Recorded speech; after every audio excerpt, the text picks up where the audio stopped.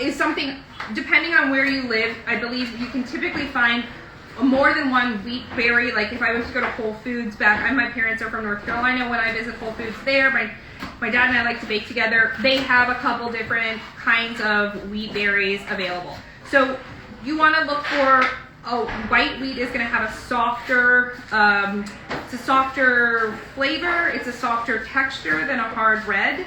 If you were to substitute in this cake recipe a hard red, I might increase the sugar slightly. This is a pretty sweet recipe though, but it's going to be a denser product. So into our mixer we have the butter and the sugar. We're going to turn that back on.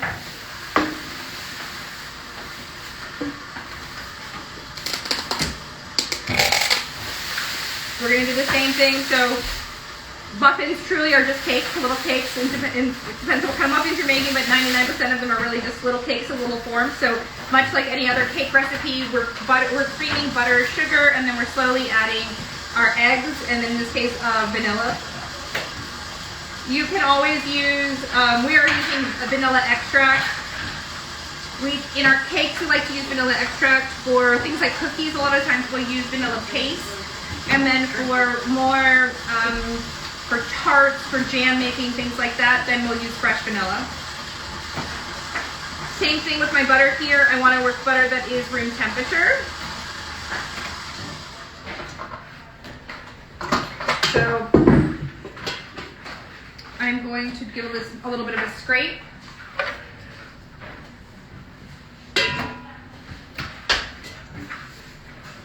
And I'm using the larger size KitchenAid that they offer, the professional size KitchenAid. These recipes are just big enough for that, but it does take a little bit of extra effort. They're great size for more of the home size KitchenAid, but not that much extra effort.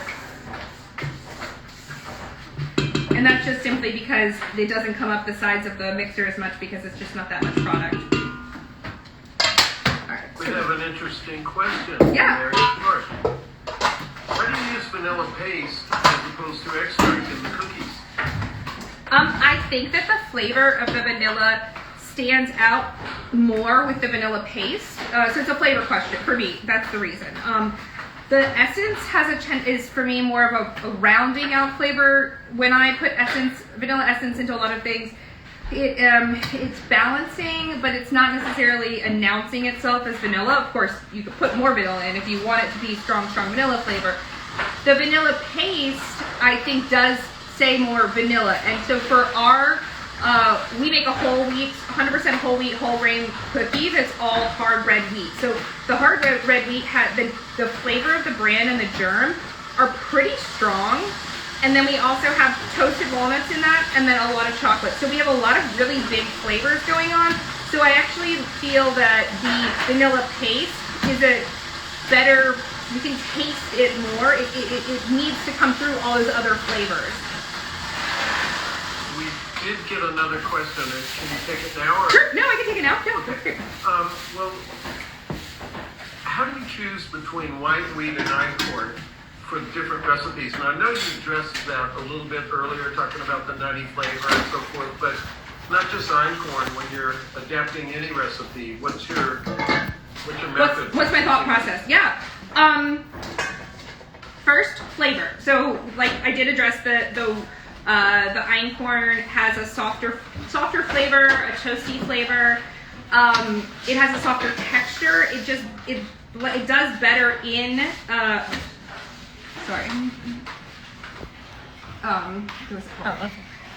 It does better in, it's done really well in cakes. I would pick an einkorn flour for a cake, for a muffin.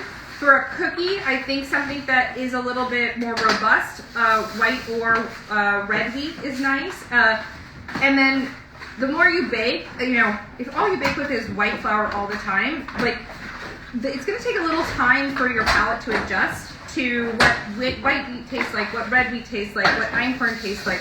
So it's a personal preference, but to my palate, the white wheat, if I want something that is going to be chewy, have a nice kind of, a chewy texture, then I'm going to pick more of either a red or a white wheat. And then depending on what I'm going to include in that recipe, if it's a cookie, if I'm going to put softer flavors, cinnamon, spices, then I'm probably going to pick a white wheat because I think that they will come through the flavor of the wheat more than if I was to choose a red wheat. So with a red wheat, I'm going to choose things that are a lot more intense flavors. So lots of dried, a recipe with a lot of inclusions. Like if I was making, like our chocolate chip cookie has walnuts and chocolate chips. If I was making a cookie with dried fruit and nuts and coconut, again, I would choose red wheat. The more inclusions I'm putting in something, then the more robust of a flavor. If I want to taste the wheat flavor, then I would choose the red wheat.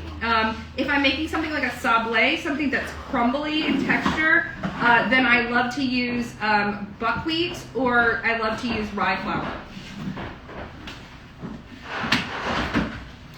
Did that help? You. That was great. So here we have our white wheat. And you can I really can see the difference. So I'm going to hold these next. We're going to look at these a little bit more in a few minutes, but you've got, this is red wheat and white wheat. And I think you can capture that this looks different. This looks more like regular flour, this white wheat, and this does look a little darker on screen. And they're both 100% whole grain. So it's not that when we say white wheat, it doesn't have anything to do with how white it is. It has, as in how sifted it is. It's not sifted at all. And you can see that here is, so again, I'm sifting my cake flour, or excuse me, I'm sifting my flour, it's not cake flour. I'm sifting my white wheat flour. Here is my bran, and you can see the bran compared to the bran that we had in the einkorn flour a minute ago is a very different color. Because the bran and the germ, that's kind of, some of that is the husk of the grain, the exterior of the grain. So it makes sense that it's a different color depending on what kind of grain it is. So I'm going to sift this flour real quick.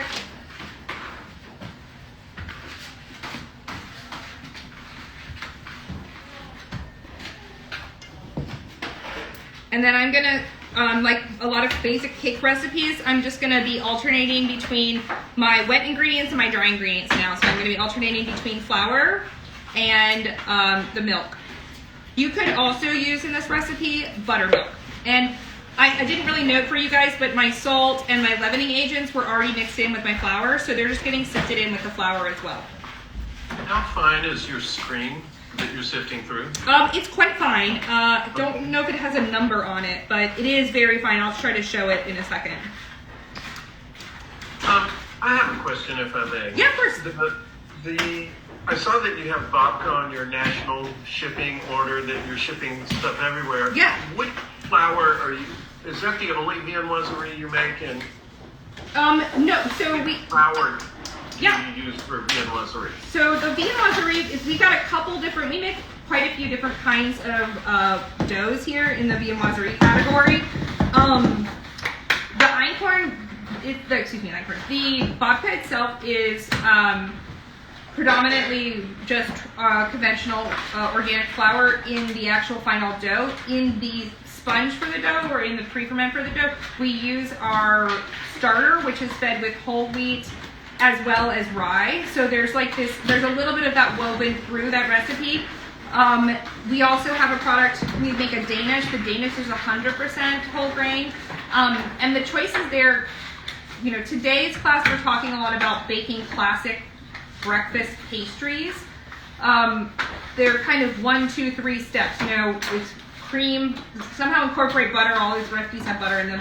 So incorporate your butter with your sugar, or incorporate your butter with your flour, add your wet ingredient, mix, bake.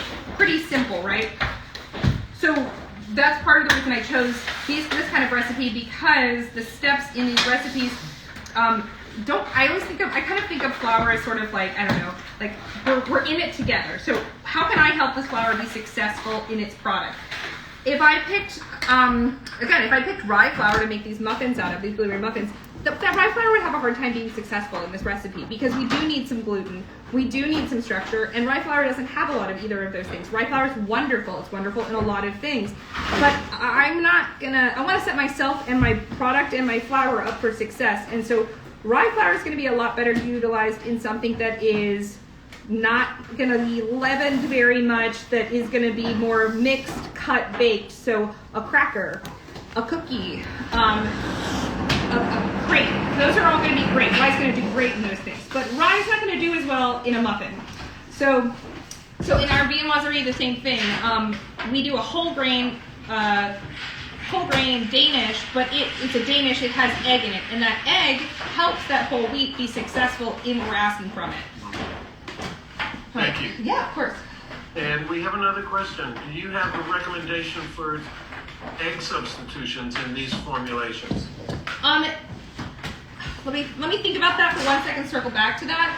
I mean, Okay. the scone doesn't require egg whatsoever. The egg in the scone is just to brush on the outside. So that's one of the reasons I picked that one, was because it was egg free. For the muffin mix, I think you could have some success with a flax egg substitute. I think you could have some success with a flax egg substitute, because there's a lot of there's not that much egg in this recipe. So you just want something that's going to hydrate and that's going to bind. So flax egg could do a good job. It's the moisture piece that I think you have to be careful of if you're trying to do the egg substitute. So how are you supplying that moisture? Flax egg is a binder. Flax itself absorbs a ton of moisture. So you're probably going to need to play with a combination of flax egg and a little bit of neutral oil to get the consistency you're looking for. And that might be a little bit kind of trial and error. But I would start by taking, I'd start by using maybe 2 or 3 tablespoons of flax egg. For this size recipe, I do 3 tablespoons of flax eggs, so 1 tablespoon per yolk. And then I think I would probably do 120 grams of neutral oil and start there. And then before you move forward too much in your recipe, you would want to just see if that mixture of butter, sugar, flax egg, oil, does it look dense, or does it look like it has a little bit of, does it look soft? If it looks a little dense, then I'd add a little bit more oil. Probably wouldn't add more flax egg. Egg is acting as a structure agent in all these recipes. All of the recipes have a leavening agent, so that as long as you can just help the recipe come together and bind itself, then you've successfully supplemented the egg with something else. Does that? I'm going to say something that I've never said in a class. I am loving this so much because when you answer a question, you answer 15 other questions too before they even come up. It's so great. Well, wonderful. And we have another question. Okay, please, hit me. What about sugar substitutes, particularly Great question. monk fruit? Yeah. Particularly monk fruit. Yeah, absolutely. My baking style is not very sugar forward. I definitely know that these recipes, it's like the muffin and the cake, are pretty strong on sugar. I didn't want to tackle too many kind of changes in one class because I wanted us to be able, which I'm happy to talk about sugar, but I simply mean that absolutely these recipes, 2 of them specifically, have a high sugar content. Number 1 for me, I start with not using conventional sugar and using organic because I think it has a nicer, more gentle flavor profile. After that, I think what I would start with is almost making this recipe, if you feel like investing the time. I would be making like the muffin recipe, and I make it with a third of the sugar, and I would assess the texture of it. And then because the sugar is the more or less sugar you put in the recipe is gonna affect the texture. So to go totally from this original recipe for the muffins to a recipe with monk fruit sugar or some other sugar substitute, I think might be a little bit too big of a jump. I would put an in-between jump, and I would lower the sugar, probably increase hydration very slightly, maybe even increase the leavening agent a little bit, because the way that the other sugar, monk fruit, coconut sugar, are gonna affect the moisture of your final product is going to be different. So you're not going to be for sure with the sugar. You cannot just go 1-to-1 and be happy with the product, in my opinion. So here we have our muffin cake mix. I really love this color. I think it's a really pretty color now when we put the blueberries in, because when the blueberries bake into it, they're gonna leach out blue color. And to me, this white wheat cake recipe already has like this kind of like bluish gray. I don't want to use the word gray in baking, that seems weird, but it has a very natural, lovely color, and I think that the blue adds to that. So we're gonna have blueberries. I do this part by hand because I don't want to crush the blueberries too much. Is the sugar organic raw or organic refined? It's organic refined. Thank you.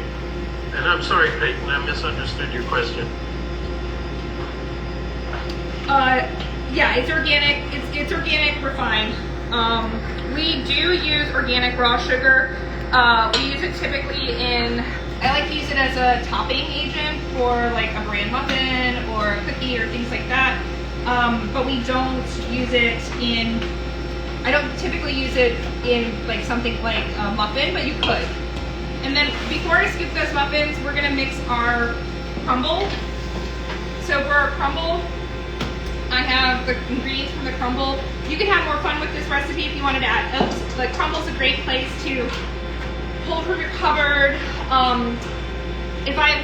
like to repeat flavors too. So if I were making this muffin with lemon and poppy seeds in it, I would probably put poppy seeds into my crumble as well, because that crumble is your first bite, and it should be an accent to what's, or in my mind, it should be an accent to what's inside the cake itself. So it's kind of like telling you, teasing you. It's a visual reminder. So if it's in a store, like your customer's like, oh, you can see, like I like when I can see what the name of something refers to. So if I say I have a lemon poppy seed muffin and I can't see any lemon or poppy seed, I don't know, before I take a bite, I like the idea that I can see what I'm getting in a fun way. It makes me excited. Oats are great in this, but really the sky's the limit. The basic reality of a crumble, like the basic principles of a crumble, are flour. I'm using 100% the organic white wheat here. I'm using brown sugar. This would be a great place to bring in that raw sugar or turbinado sugar. This would be a great place to bring coconut sugar in. So maybe if you're trying to transition from or monk fruit sugar, because we're just making something crumbly, we're not really asking the sugar to do other things other than be yummy and crunchy. And then I have melted butter. Can you take a question? Yes, of course. Do you ever blend your organic sugar to further refine it? We do sometimes we grind it sometimes. So sometimes we'll put it, yes, we do. Not all the time, not that frequently. It's for a specific, it'll be for one specific product, but we do. And we have another question. Yeah. Why did you double the amount of whole wheat crumble in the recipe? Because I really like crumble. So I wanted you guys to have more crumble, because I think that the crumble, two ways. You can either do the muffins, if you feel like taking like 2 extra minutes with the muffins, you can do a crumble layer in the middle of the muffins, which I think is really delicious. You could also use this exact same recipe for a coffee cake and do the same thing. I just love crumble, so that's why. Okay, so when I mixed my crumble, because I actually think that crumble can be difficult. I feel like I've really struggled with crumble over the years. Crumble at home in this size volume is fairly easy to be successful with. Crumble in a big bakery is hard because the weight of, all I did here was take melted butter that I had had a chance to slightly cool off, and I mixed it with my other dry ingredients. But I don't want to overmix it. If you wanted to have larger clumps, you could just kind of run your hands and tighten it a little bit, but I'm happy with it crumbly. And it looks a little bit dry in places. So, for example, this is the one I made when I made my conventional muffins earlier today. I used the butter a little warmer when I poured it on this, and you can see that it saturated a little bit more. There's nothing wrong with that. But here I had butter cooled off a little bit, so it looks a little drier still. To me, this is preferable.